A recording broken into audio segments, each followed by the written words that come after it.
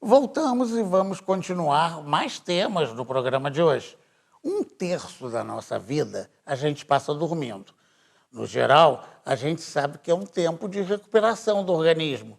Já existem teorias que defendem a constância de intervalos menores de sono. Outras que falam das etapas do sono contínuo, valorizando a fase de sono profundo. O sono também é tema de estudos científicos na Universidade Federal de São Paulo. As duas grandes perguntas são por que dormirmos e o que é dormir. Continua sem uma resposta total. Você gasta 1/3 da tua vida. Alguns gastam metade da vida dormindo. Nós estamos numa era de sonorexia. As pessoas estão usando o tempo do sono para o trabalho, ou muitas vezes para o lazer, achando que com isso elas estariam mais produtivas. Tem já estudos mostrando que a cada 10 anos a população está dormindo 1 hora e meia a menos do que dormia no passado. Repercute sobre o coração, repercute sobre o fígado, mais disfunções sexuais, mais problemas de memória, mais acidentes nas estradas, mais causas de depressão, mais crises conjugais, mais crianças desatentas ou hiperativas.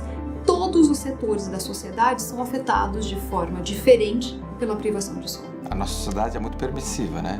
A gente vê criança de idade escolar dormindo 10, 11 horas da noite. Isso provoca uma privação do sono importante e aí durante o dia a criança vai ter alterações. Então dormir pouco ou ter um distúrbio do sono que altera o sono vai ter diversos impactos. O que está acontecendo hoje? Está tendo uma alteração muito forte da experiência da noite. Tem uma iluminação geral do planeta, que é tanto luz nas cidades, nas metrópoles, quanto luz sobre o sujeito, as pessoas, o psiquismo, a internet, todos os seus jogos de comunicação, fantasia ou até jogos de política. De repente, clareamos à noite e podemos trabalhar de noite, podemos nos divertir de noite, podemos comer de noite. Isso começou a mudar a nossa organização. Começou a aparecer patologias também. Nos nossos 20 e poucos anos de estudos aqui do sono, a gente descobriu que privação de sono muda o nosso organismo.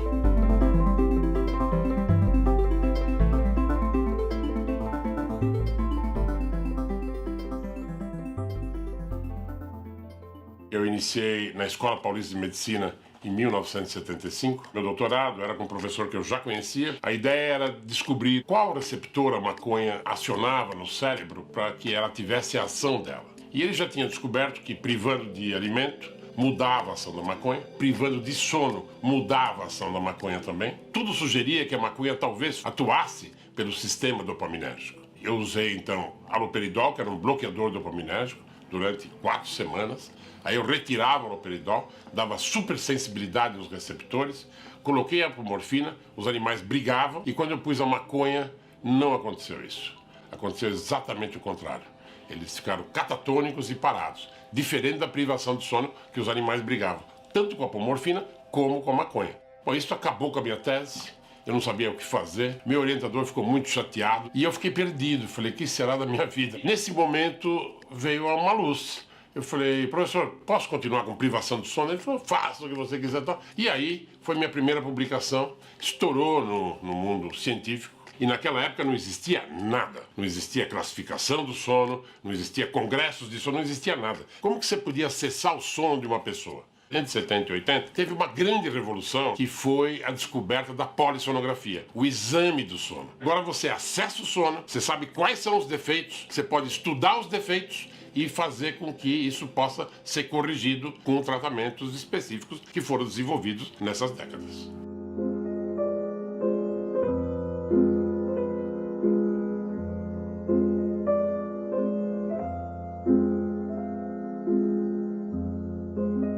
Na cidade de São Paulo, a gente aplicou questionários em 1.000 paulistanos, repetiu.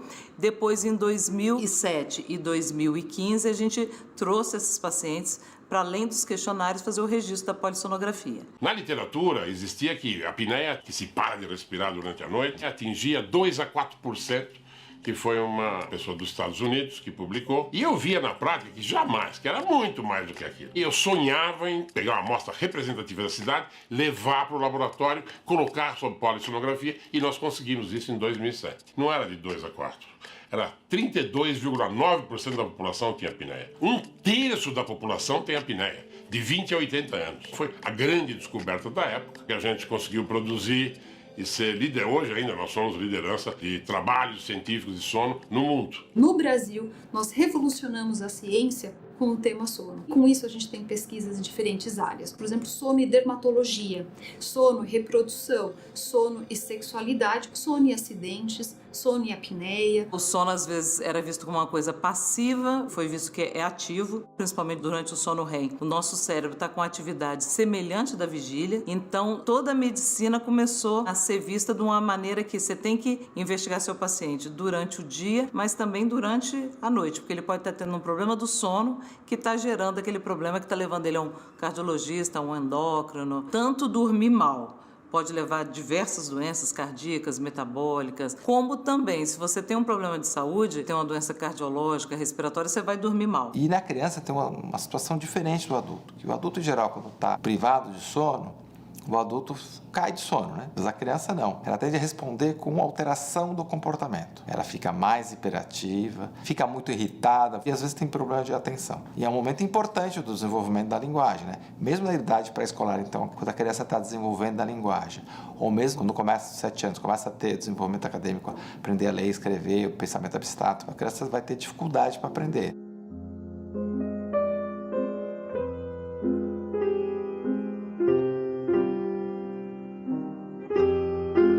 É muito comum crianças terem pesadelos. Se ele estiver presente e depois desaparecer, você entende que é um desenvolvimento normal.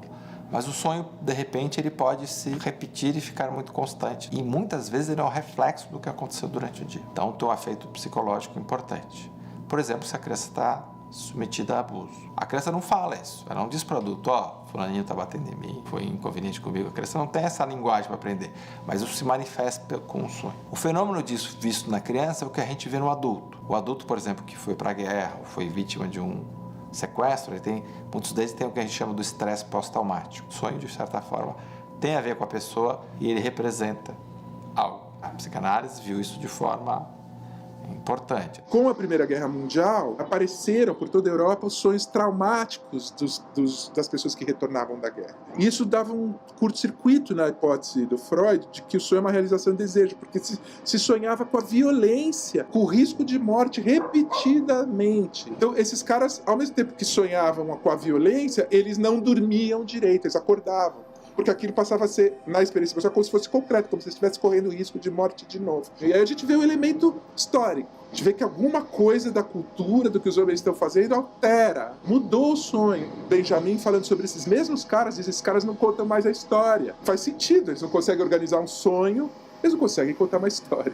O sonho também é o núcleo da narrativa. A estrutura de tempo e espaço do sonho, mesmo com as suas surpresas, as suas alterações de objeto, as suas sínteses, a estrutura emocional de tempo e espaço ali é semelhante à da realidade externa, mas o fato de que no sonho tem um enredo que você não controla, que levou durante muito tempo a humanidade a acreditar que eram deuses que estavam fazendo aquilo. Era um modo de dizer, é uma força não eu sou jogado num negócio que o outro faz. O que a psicanálise descobriu e pensa é que esse outro, na verdade, é um si mesmo, é um processo psíquico. Então, o sonho não só é narrativo, como ele é enigmático porque é uma narrativa que você vive, mas a teoria nos diz que foi você que fez, como ele é poético, né? Ele é capaz de soluções de muita inteligência formal, como num filme, como numa poesia, como num bom romance.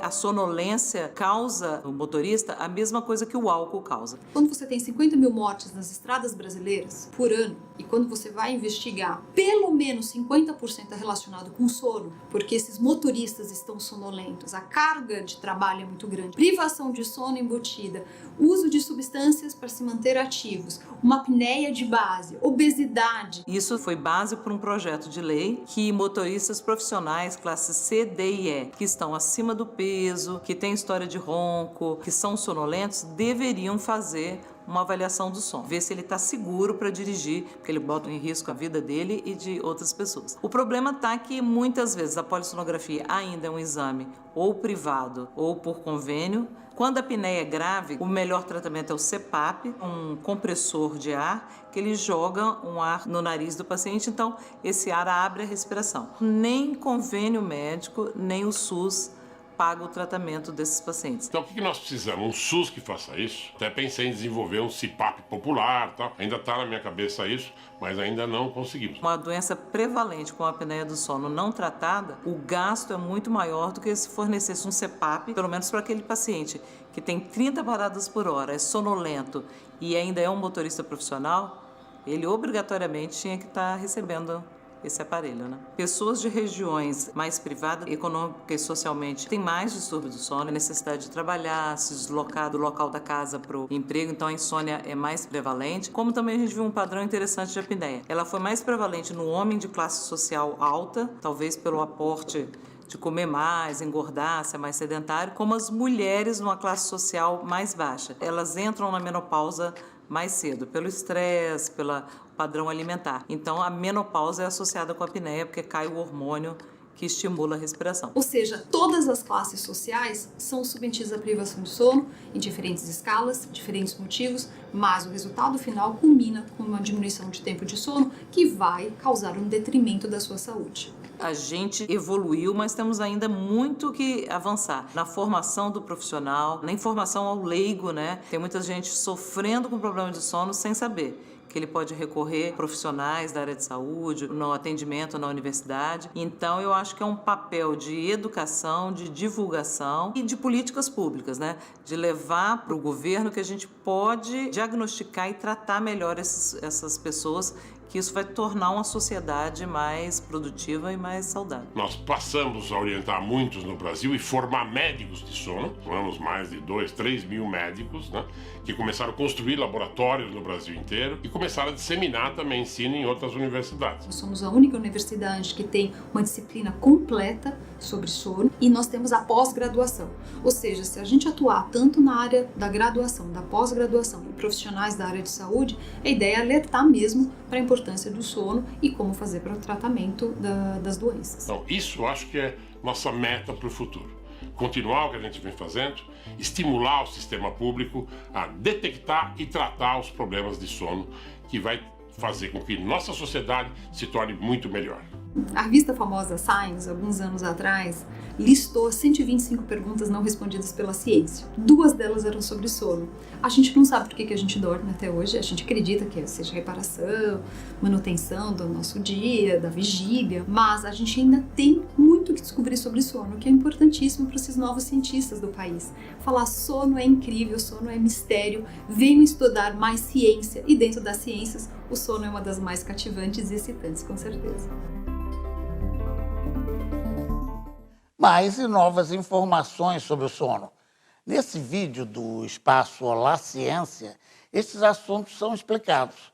Beleza, todo mundo sabe que o ideal é dormir de 7 a 8 horas por dia. Só que na prática, poucas pessoas realmente fazem isso. Coloca aqui embaixo como que está o seu sono. Agora, e se eu te disser que a cada noite que você não bate essa meta, você está diminuindo pouco a pouco a sua expectativa de vida? A impressão que a gente tem é que o sono funciona igual uma bateria de celular, que dá para carregar pela metade e usar até acabar. Se você tem muita coisa para fazer, pode ser que você tenha a ideia brilhante de acordar mais cedo, dormir mais tarde e deixar para descansar só no fim de semana. Só que não é bem assim que funciona. O sono que você deixa de dormir hoje nunca mais vai ser totalmente recuperado.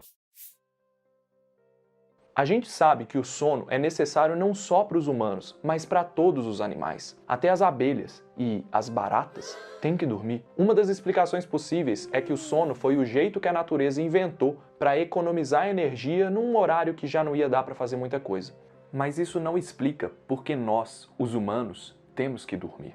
A gente normalmente tem acesso fácil à comida, às vezes mais comida do que precisava, mesmo sem ter passado o dia inteiro correndo de uma onça pintada na floresta. Então, o ser humano moderno tem bastante energia no seu corpo e mesmo assim, se ficar sem dormir, não consegue nem pensar direito. Isso acontece porque pelo menos uma vez por dia, o nosso cérebro precisa salvar tudo, fechar as janelas abertas e reiniciar o sistema.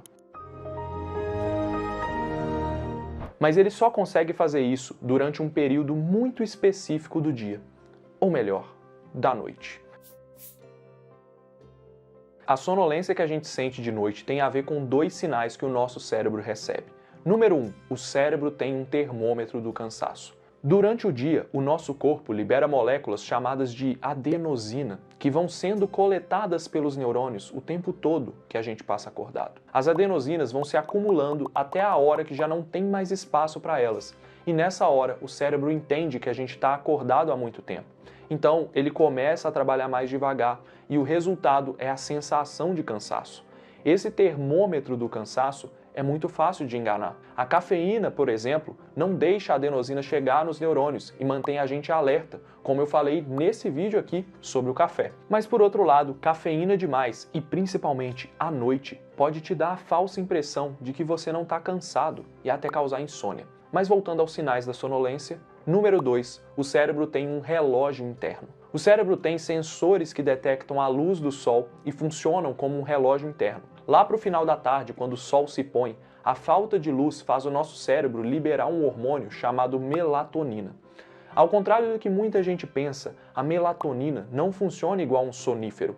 Ela serve para estabilizar o cérebro assim que começa a escurecer. Isso porque quando a gente está acordado, cada região do cérebro pode estar mais ou menos ativada, dependendo do que está acontecendo, como se fossem várias estações de rádio com várias músicas tocando ao mesmo tempo. Com a liberação da melatonina, aos poucos, todas as regiões do cérebro começam a trabalhar no mesmo ritmo. Isso te ajuda a pegar no sono algumas horas mais tarde. Mas, contrariando a nossa própria natureza, a gente fica o tempo todo cercado de luz artificial. A televisão, o celular e o computador emitem muita luz, o que prejudica a liberação de melatonina e acaba confundindo o nosso relógio interno. Quando a gente adormece, primeiro a gente passa pelo sono leve, que vai se aprofundando ao mesmo tempo que a atividade do cérebro vai diminuindo. Normalmente, o nosso sono fica oscilando entre o leve e o profundo durante 1h30. Depois disso, começa uma fase chamada REM, que em inglês significa movimento rápido dos olhos. Ela tem esse nome exatamente porque os seus olhos começam a se mexer muito rápido e o seu cérebro fica tão ativo que é como se você tivesse acordado. Diferente das outras fases, o REM se mantém por alguns minutos e só depois que ele acaba é que você volta a oscilar entre o sono profundo e o sono leve. A gente pode acordar nessa hora, mas volta a dormir em seguida e repete todo o ciclo mais umas 3 ou 4 vezes ao longo da noite. É durante o sono REM que toda a mágica do sono acontece. Nessa hora, todas as informações importantes que você coletou durante o dia são arquivadas. É esse sono REM que transfere a matéria que você estudou durante o dia para a sua memória, onde você vai poder consultar durante a prova. Por outro lado, as informações que não são tão importantes são jogadas fora durante o sono REM. A adenosina, que serve para deixar a gente cansado, e muitas outras moléculas que foram acumuladas e que não têm mais função, vão ser eliminadas. Com isso, o cérebro libera espaço para você conseguir aprender coisas novas e se concentrar melhor nas atividades do dia seguinte. O sono REM também fortalece as memórias antigas. Isso porque é principalmente no sono REM que a gente sonha. Nessa hora, o nosso cérebro pega informações e sentimentos que foram marcantes naquele dia e mistura com algumas experiências do passado. Eu vou te contar qual que é o significado do seu sonho. Significa que você estava fortalecendo as conexões mais antigas dos seus neurônios e até criando conexões novas. Se você sofre de insônia, o seu sono REM fica todo fragmentado. Isso porque em cada ciclo do sono, o REM fica sendo interrompido pelo sono leve ou porque você acorda toda hora. O cérebro não consegue eliminar o lixo que foi se acumulando ao longo do dia, nem processar as informações direito no dia seguinte. O resultado é que nesse dia você pode ter dificuldade de lembrar das coisas e perder 40% da capacidade de aprendizado. Se a insônia continua por muitos anos, esses problemas podem piorar e aumentar o risco de demência ou velhice. Ou seja, o nosso cérebro precisa do sono para funcionar bem. Tudo que eu falei até agora foi pensando só no cérebro, mas não é só isso que acontece durante o sono. Enquanto a gente dorme, o resto do nosso corpo também aproveita para fazer uma manutenção geral. Esse é o momento ideal para renovar as células que já estão velhas e regenerar aquelas que sofreram algum dano. Durante o sono, o seu corpo também regula a liberação de hormônios. Quando a gente dorme mal ou deixa de dormir, o nosso corpo começa a liberar um hormônio chamado cortisol, que apesar de ter muitas funções no nosso corpo, é mais conhecido como o hormônio do estresse. O aumento de cortisol faz o nosso corpo armazenar mais gordura, ao invés de transformar alimento em energia. Isso significa que se você não dorme bem, você tem grandes chances de ganhar peso, mesmo sem mudar a alimentação. Aliás, esse problema é muito maior para quem sofre com insônia. Isso porque a principal causa da insônia é o estresse. Então, acaba virando uma bola de neve. O estresse libera cortisol, o que causa insônia, o que libera ainda mais cortisol. E se esse problema continua durante muitos meses ou anos, pode causar obesidade e hipertensão, aumentando muito o risco de morte por infarto ou derrame. Com a insônia, as células do corpo também não conseguem se regenerar bem e a liberação de vários outros hormônios fica desregulada. Isso afeta todos os órgãos, inclusive o seu sistema imune. Por causa disso, quem dorme pouco ou sofre de insônia durante anos seguidos tem um maior risco de morte por qualquer causa. Como esses problemas são muito mais difíceis de resolver, o ideal é tentar descobrir a fonte da insônia ou do estresse que está causando a insônia. Por isso que o principal tratamento envolve fazer terapias e usar técnicas de relaxamento antes de dormir. Se você está com dificuldade para pegar no sono à noite, a dica que eu te dou é que você deixe o seu relógio interno fazer o papel dele sozinho. Pelo menos 1 hora antes de dormir, desliga todos os aparelhos com tela luminosa e tenta diminuir a luz do seu quarto. Aproveita esse tempo para ouvir uma música tranquila ou ler um livro. Faz isso por algumas semanas e depois me conta aí se funcionou. Eu tenho certeza que o seu eu do futuro vai me agradecer. O sono profundo e longo, muito longo, quase eterno, faz parte de várias histórias infantis, onde só se acorda com o beijo da pessoa amada. Mas existe uma verdadeira doença do sono, mais comum na África subsaariana e causada pela transmissão de um parasita através da picada da mosca tsetse. Não, a pessoa não fica dormindo direto. Ao contrário, fica sem sono durante toda a noite. E é difícil ficar acordada de dia. E ainda apresenta vários transtornos mentais. Mas foi possível encontrar um remédio para isso.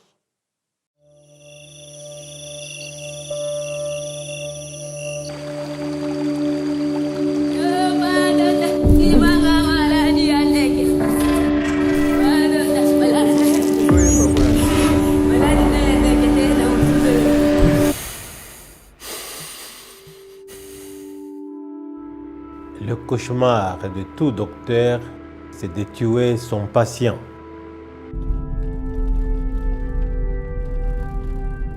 La maladie du sommeil, ça fait peur, parce que la maladie du sommeil, vous voyez ces signes d'agressivité. Vous avez les signes de quelqu'un qui devient fou.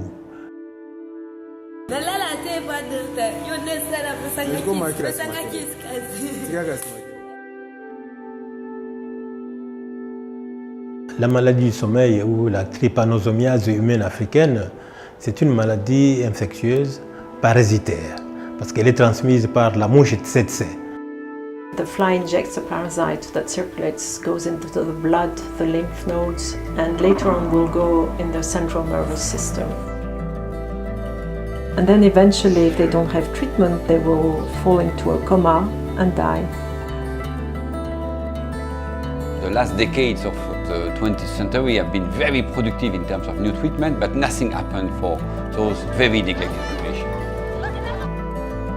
Personally, when I was working with MSF during the 80s, 90s, I was confronted to a situation that was particularly dramatic because the only treatment available to treat sleeping sickness was melarsoprol, an arsenic derivative, killing 1 out of 20 of patients because of toxicity.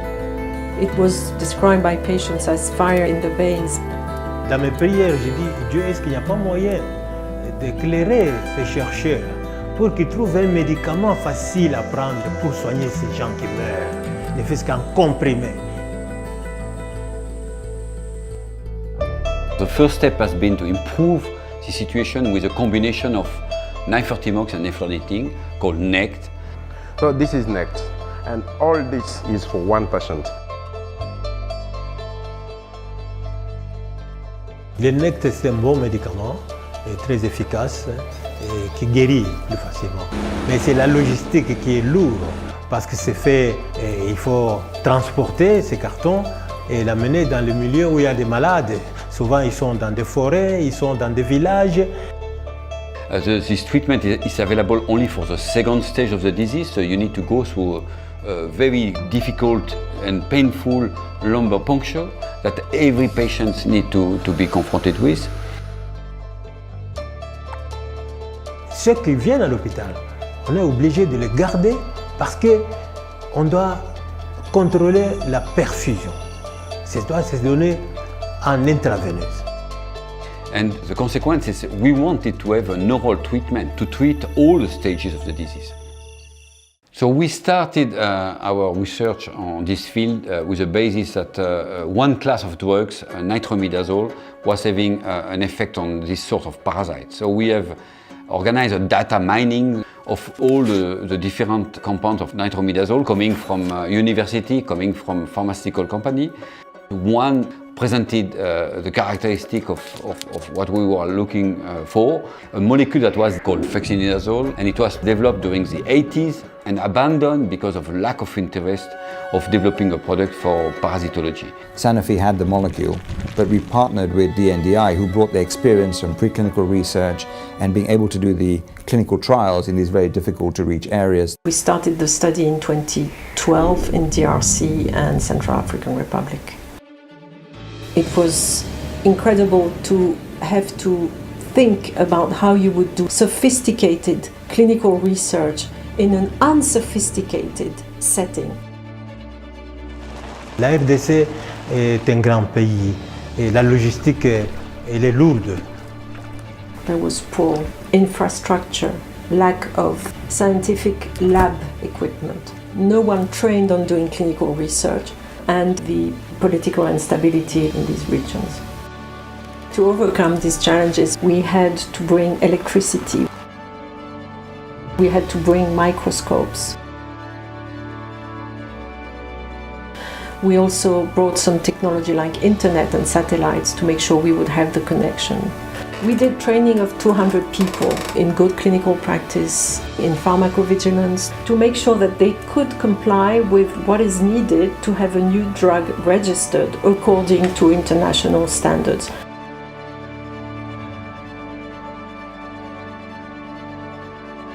We supported the national programs with cars,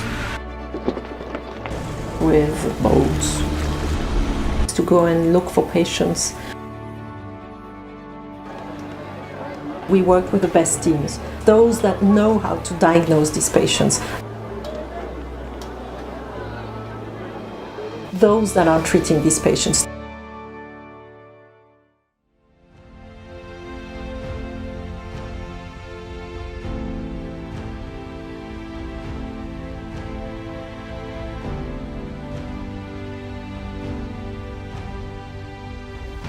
Abanye oyo kasoni.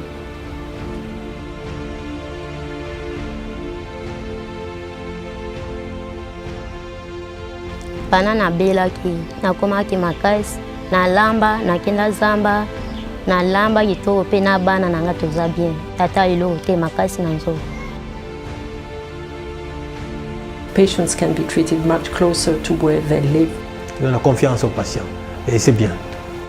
We're on the path to elimination of sleeping sickness. It's not utopia anymore to be able to do this incredible research in these incredible conditions.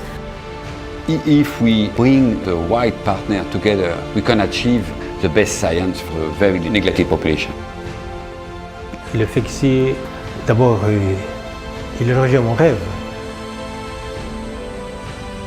C'est merveilleux. C'est merveilleux. Os Médicos Sem Fronteira são uma organização mundial que procura soluções onde o sistema de saúde praticamente não existe.